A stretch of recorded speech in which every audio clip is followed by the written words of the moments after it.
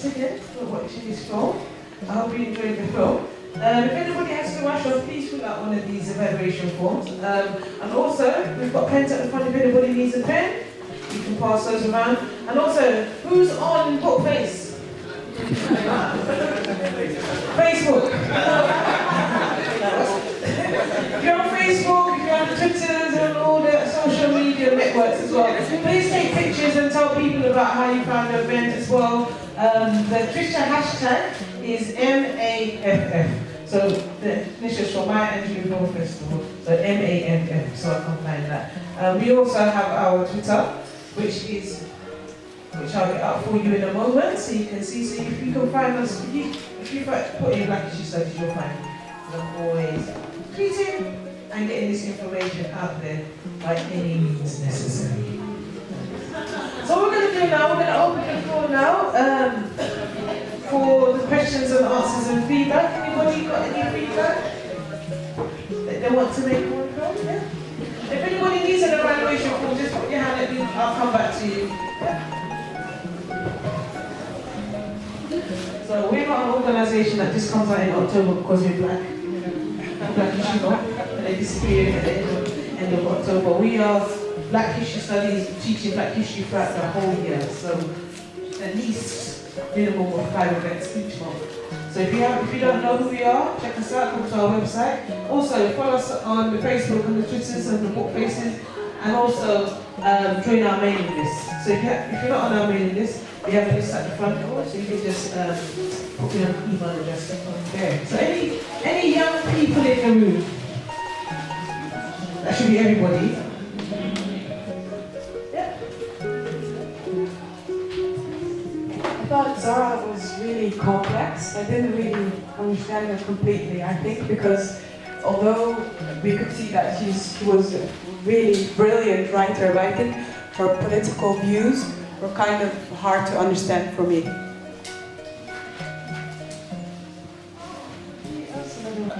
The last speaker who said that, I don't know who it was, sorry.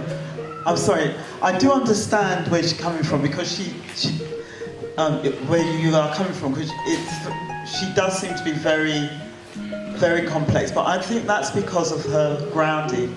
She was brought up in an all-black town, and so to her, being black was never an issue, and it was everybody else's issue. And I do understand where she was coming from. I thoroughly agree with you. Some of it, some of her points of view was very contrary, but she was a free spirit, and she was a person, I think, before her time, absolutely before her time. And sadly, she wasn't given the time, the space, and herself, she probably didn't have the patience to listen. And I think if she had been if she had met somebody like Dr. Maya Angelou, somebody like Alice Walker, then maybe she would have had more credence. And then when she was part of the whole Harlem movement, she was one of the only women in that movement. So to be part of that must have been very difficult, because we saw in that film there's hardly any women. I mean, there's wonderful Dorothy West, yes, but there's hardly any other women. And I just think she was before her time, and she should be applauded. And I use a lot of her books when I do my book groups, and Their Eyes Were Watching God. If you've not read that book, you need to read it. The opening passage of that book is one of the greatest passages ever written.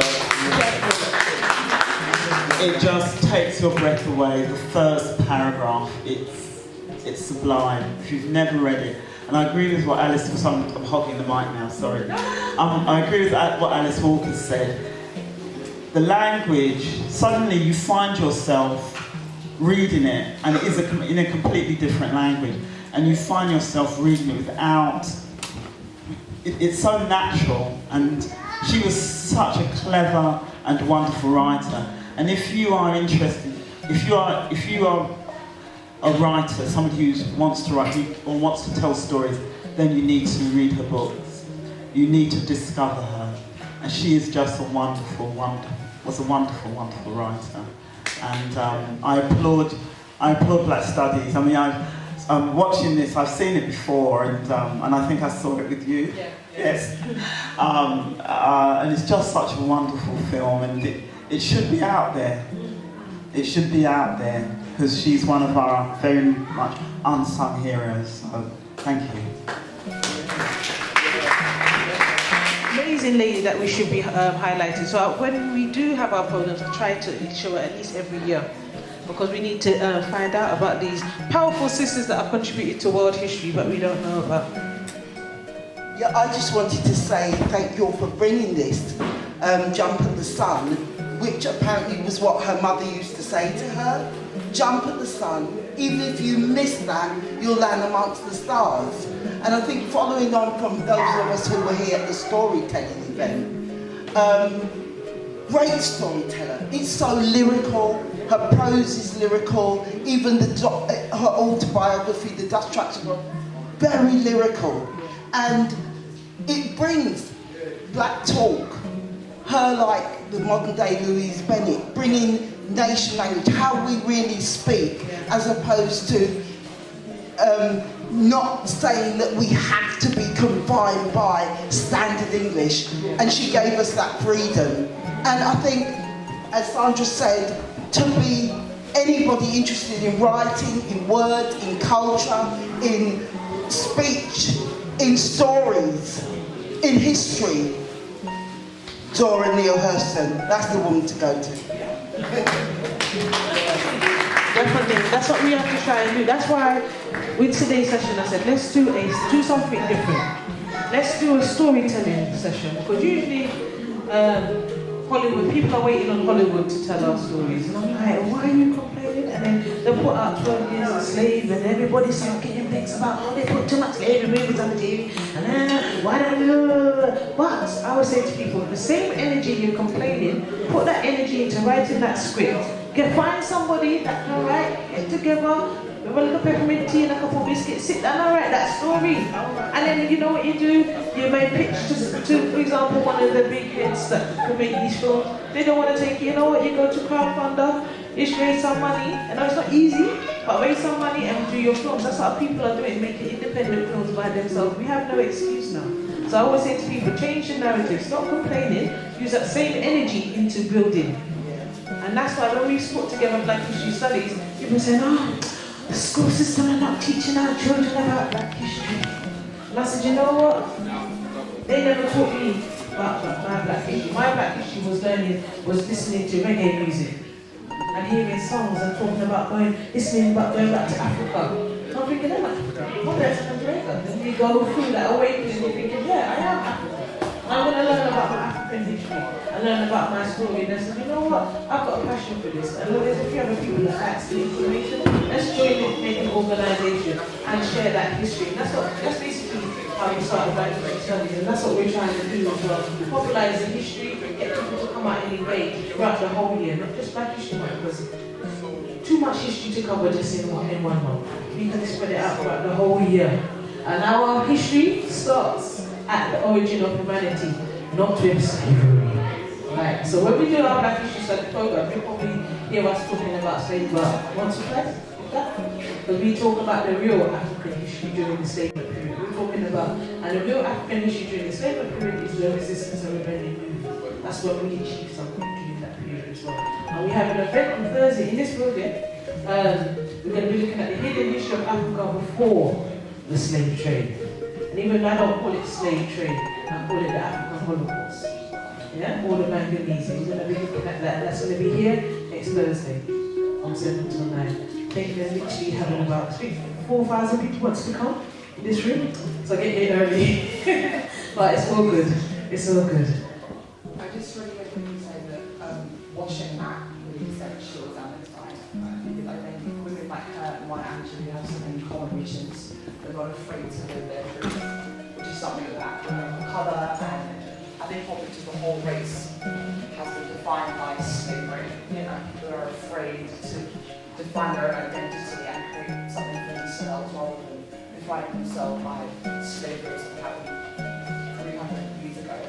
I think watching that really made me think, I need to be more of myself, I need to be more confident of myself as a black woman, rather than defining myself by what society expects me to be as a woman.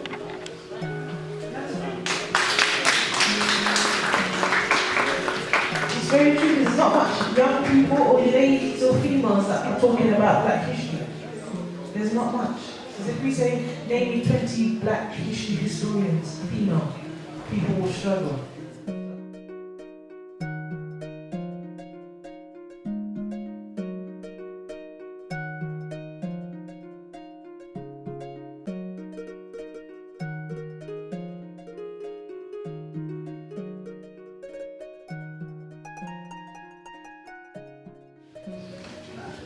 Hello, my name is Tara. I'm also brown-skinned Black American, so I'm from Colorado, so a lot of people don't know where that's at, but I'm going to explain.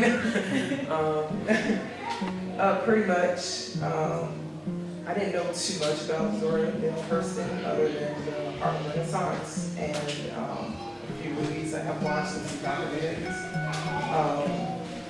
And so watching this documentary has opened my eyes to a lot of things that she has gone through in her life, as well as our history as well. I didn't know anything about Eatonville, Florida, so I'm actually gonna, when I get home, I'm gonna research that. Because I'm very shocked that I've never heard of that. So other than that, it definitely opened up my eyes about more of our Black history in America, with the North as well as the South. I like how Zora Neale Hurston was about herself, and as well as being a collective. That obviously shown like the negative as well as the positives with her life, but everybody goes through that. So it is. I'm just gonna be honest. It's very awesome to experience being from another country, and to be able to experience this is like, wow. Because I wouldn't think that you all would understand how our country is, because we definitely still have a lot of things going on right now in the news. I know you all hear about it, just as we do as we're living over here. So yeah, it's still a ways to go, a lot of progress. And then also living over here, I'm learning a lot about you all and your culture and your history as well. So it's great to experience just that we all are coming together and discussing. And I was told that your Black History Month is next month, whereas in America ours is February. So I was kind of waiting until February, so now that I know, I'll make sure that I, stay updated with that, because I'm always about Black history, because I want to know more. I'm slowly becoming more aware too of Black history, because there's a lot to learn. So from all over the world, for sure. So I appreciate this event that you all have. And I'll definitely make sure I come to some more, so thank you.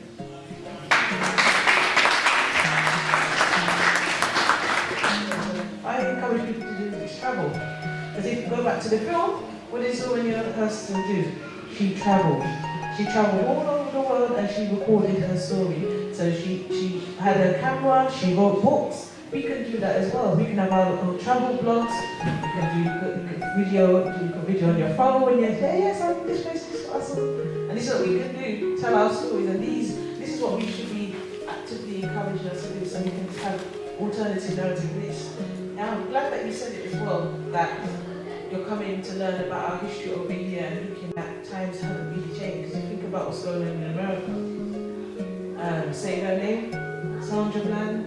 There's too many lists, too many hashtags to even go there. The list is getting endless and endless. And if it wasn't for Facebooks and the social media, the Twitters, especially Twitter, because some mornings I wake up and I look at Twitter and I see another hashtag and I'm just like, boy.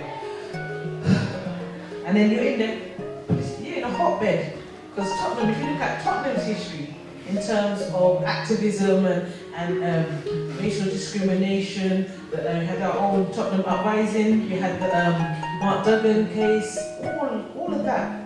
Rich history in Tottenham as well. And we also have history of vibrant communities in Tottenham. It's not just all doom and gloom. We do have vibrant stories as well. What we should be doing is encouraging those stories as well. It doesn't have to be about police brutality. It could be that, boy, I woke up in the morning and I thought, you know, I feel like some Akin swordfish, you know. Or woke up in the morning and the milk down and I want to eat cornflakes. Something trivial like that. And we do that, make those into an interactive, fun story. Maybe somebody else wants to share that story as well. It doesn't have to be all about black issues and black problems and black.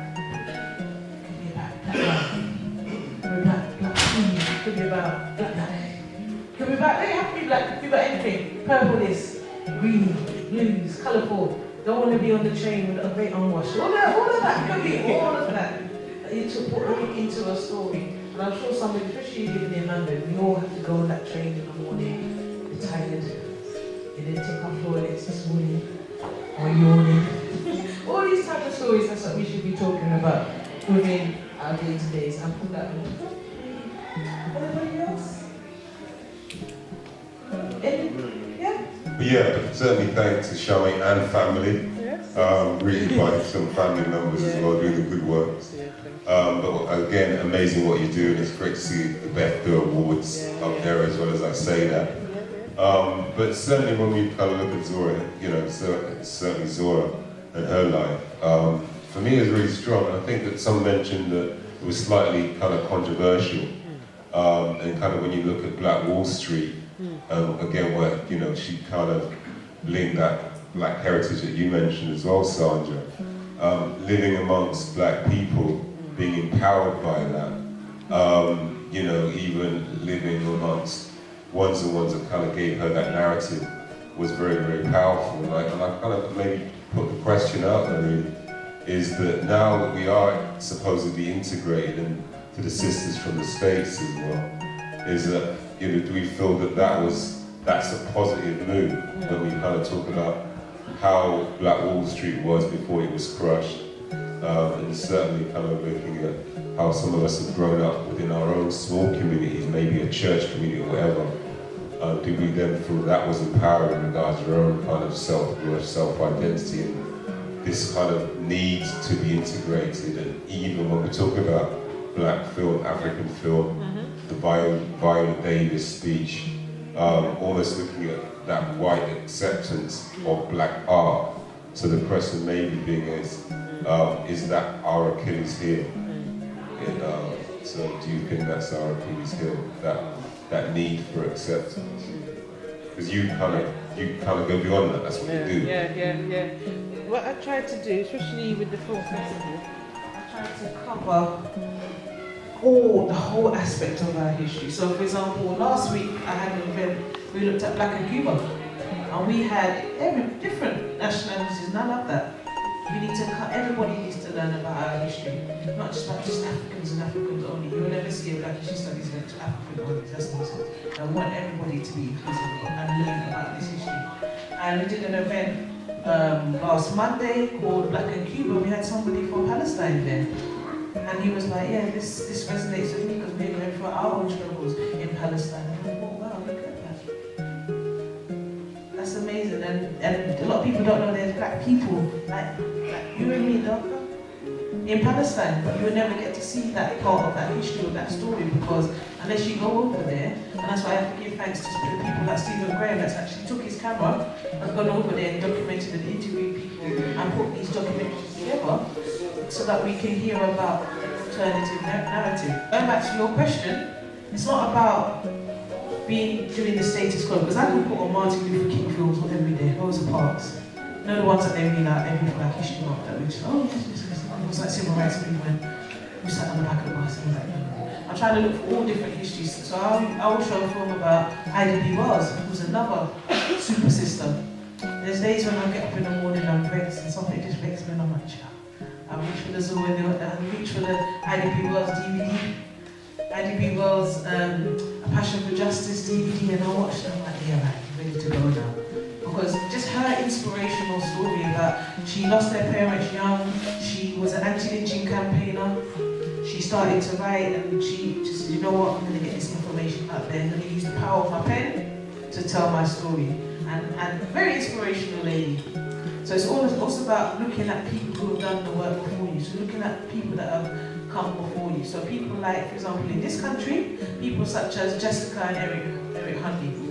Because if it wasn't for those two individuals, I wouldn't be able to stand here. Because they was the early pioneers of the Black Studies movement. And yes, they've got an excellent, if anybody hasn't been to this exhibition, you're ramping. Amazing exhibition. When I went there was about 2 of us in there. And I'm like, what the? And I actually knew the 2 people that were in there because they were Black History Studies ex-students. So things like this really try and encourage them to go to. Because if we don't go to these exhibitions, they will say there's no demand for these exhibitions. And then we won't get back into these museums. Hence the reason why we are self-funded. We said, you know what, we're going to try and do this thing without running down for the funding. Because when the funding cut, organisations disappear. So what we try and do is we sell the patty, and we sell the soup, and that goes back into the business. And we do arts for donations as well. So what we're trying to do is get people to come out and see these things. And that's why there's not so much events like in Black History Month, because we struggle to go out and support them with our feet. And it's all about numbers. If they don't count the numbers, and they say, oh, there's no need, nobody's not coming, there's no need for a Black History Month, then it goes into diversity month, and then it just disappears. And our story should be out there forefront.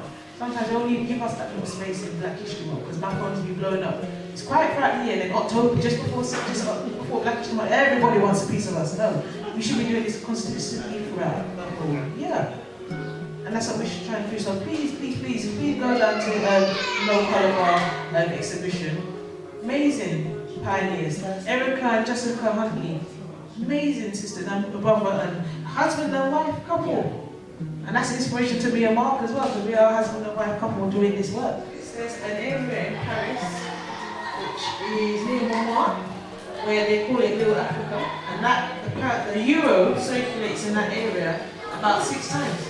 And when you go there, it's like you're in Peckham, literally on Peckham Highway. It's like the Peckham of Paris, and you're seeing hair shops. If you get your hair oil, you can get all of that there. Your view drop out, you can get that all there. If you want some yam or some banana or some plantain, you go there and it's like, oh my gosh.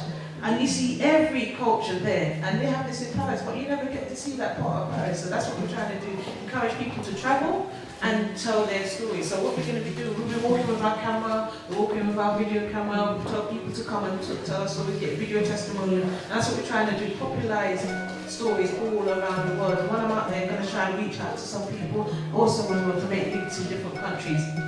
And that's the power of the social networks, because the amount of people that I'm talking with and reasoning with via the social networks all over the world, it's amazing. So you can network with people and people say, bring this to America. And I'm like, well, how can I bring this from America? Do it. Just take those videos and do it in America, I'm not pressured. Do it there. Because I can't physically go there, which I would love to. I'm not getting an invite. They always invite Umar Johnson over here, but they don't invite me. Yeah? We need to tell that story. We need to go over there and tell our African American brothers and sisters what's going on over here, because we're having the same issues and they're just issues and same stories as them, but just in a different country. We just have to go and tell those. And Africa. This touches on something I watched recently, about Zora Neale Hurston. Yeah. She made a beautiful speech on the dangers of one narrative. Yeah.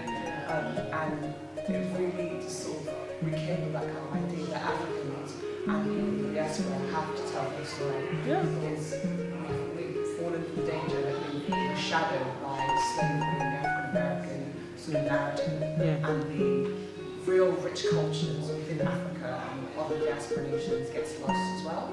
And I think it's incredibly dangerous if you have a rich wealth of knowledge lying within countries like Nigeria, East African countries, West African countries, Yeah. who don't tap into which is incredibly dangerous. Yeah. And that's very true as well. Even in South Africa has a booming film festival. Durban Film Festival. There's people going out from England all the time over to South Africa. There's films being produced all the time. You may not have the technology get their stories out there. That we can do this, and especially you said something as well about the narrative, just talking about slavery all the time. That sells. Just like Straight Outta Compton, that's a seller. People will go out and see this one, but when people go out and see a film about, for example, Queen Nanny of the Maroons, and there is a film coming up about that next year. Yeah, there's films all the time, and even so-called slavery. There is movements that have come out of that. We have people that were formerly enslaved making contributions in the UK. So people like Ignatius Sancho, we have people such as Ludo Acriano, we have people such as Phyllis Wheatley, we have people such as Mary Prince. All these people have made impact in this country, and that's why I popularised them through our Back to Londoners course. Because when we dropped that course, people were like, I didn't even know. And that's why I wrote that course as well, because I didn't know. And I wrote this course and I thought, you know what, let's share it. And it started off being a funded project. We didn't get the money, so you know what, let's not bury the project there because we never got the funding. Where there's a will, there's a way, by any means necessary. So if I have to go and sell 15 patties, or do something like that to get that story out there, you have to do that. And that's why also, always big up the people that have supported us on our journey. Because I know we can't do this all by ourselves. And there is a beautiful sister at the back, beautiful sister at the back that I've always been supporting her. I remember going to her and said, you know what, I want to bring Black History Studies to the library. She's like, of course, come on back. Yes, thank you. She's open, she kicked open the doors for us and we've been here and she's supporting us throughout the whole way. And then I said to her that when we're going to do this Maya Angelou Film Festival, I said, I have to give back to you because you've given us a lot. She made that happen. So big thank you to Sister Zora at the back.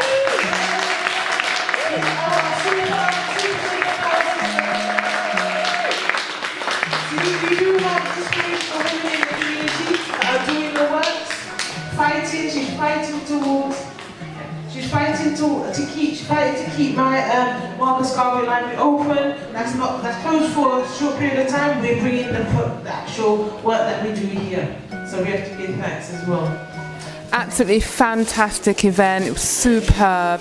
It's always good to know yourself, and this was an opportunity for us to start today to look at what we have contributed, and yes, we can.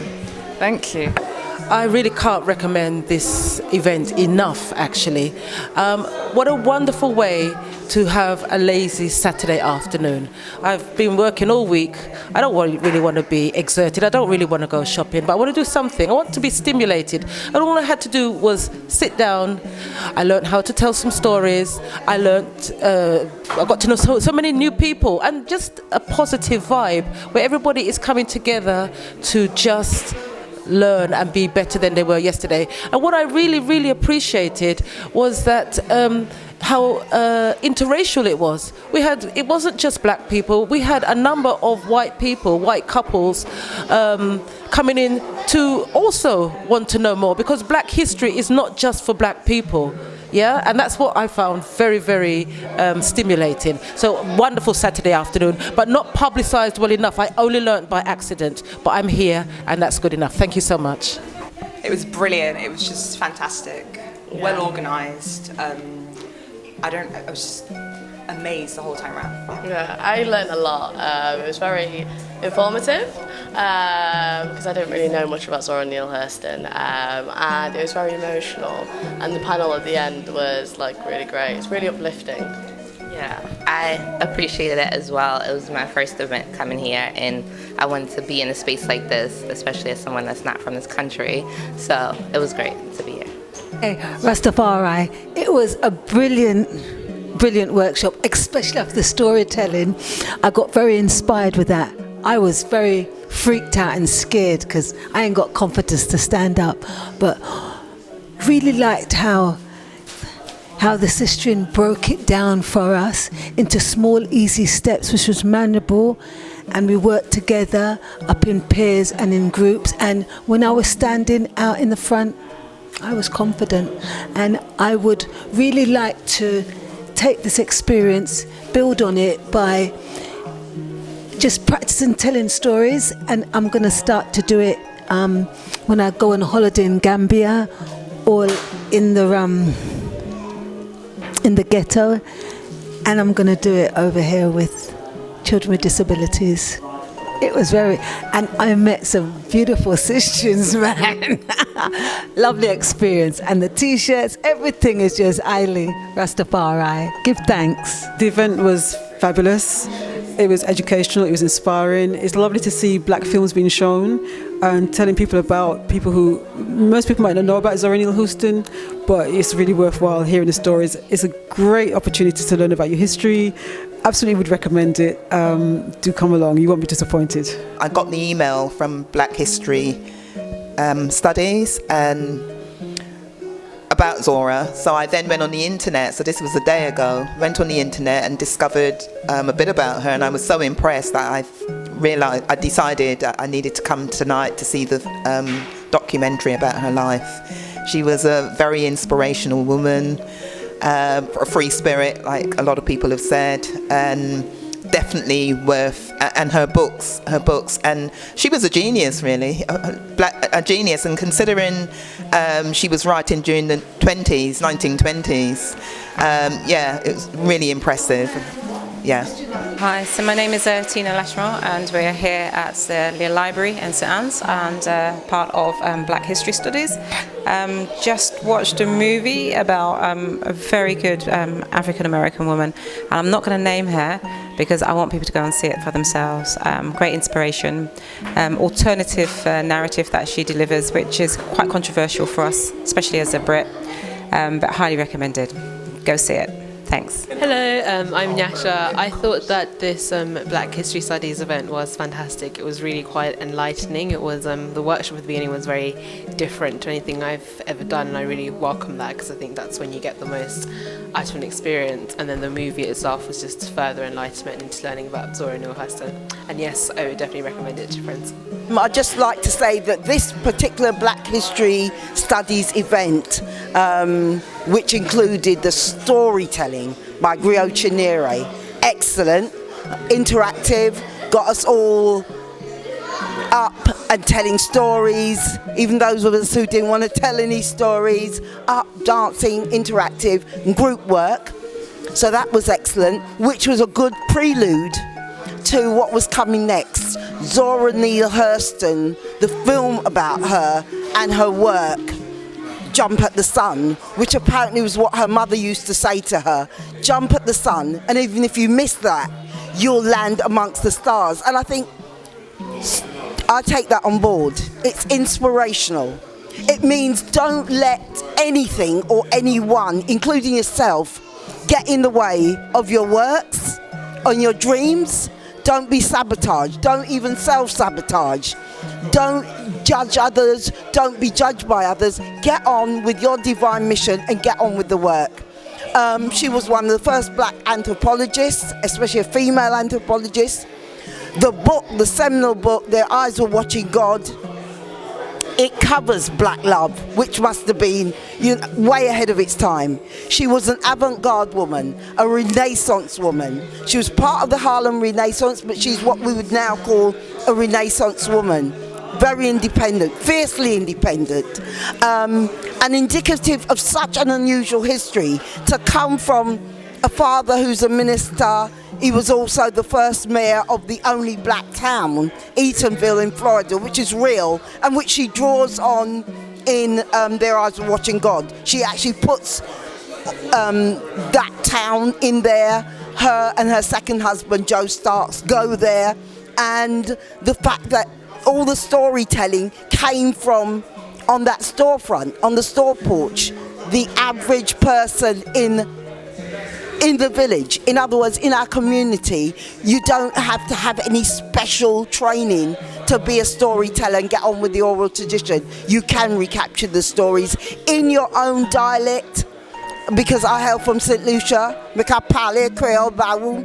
That's a mixture of the French, the English with African rhythm. And it was a language of resilience, rebellion. The slave master could have been there, and if he's a French one, he wouldn't understand you.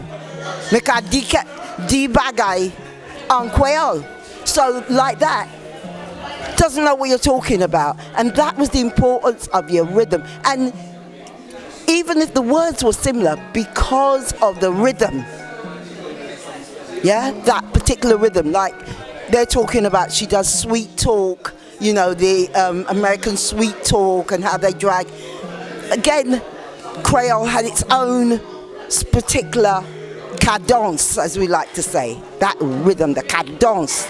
And that was in the songs, that was in songs my great-grandmother taught me. So the film, Jump at the Sun, captures black talk as it was, and her ear for black talk, her ear was amazing.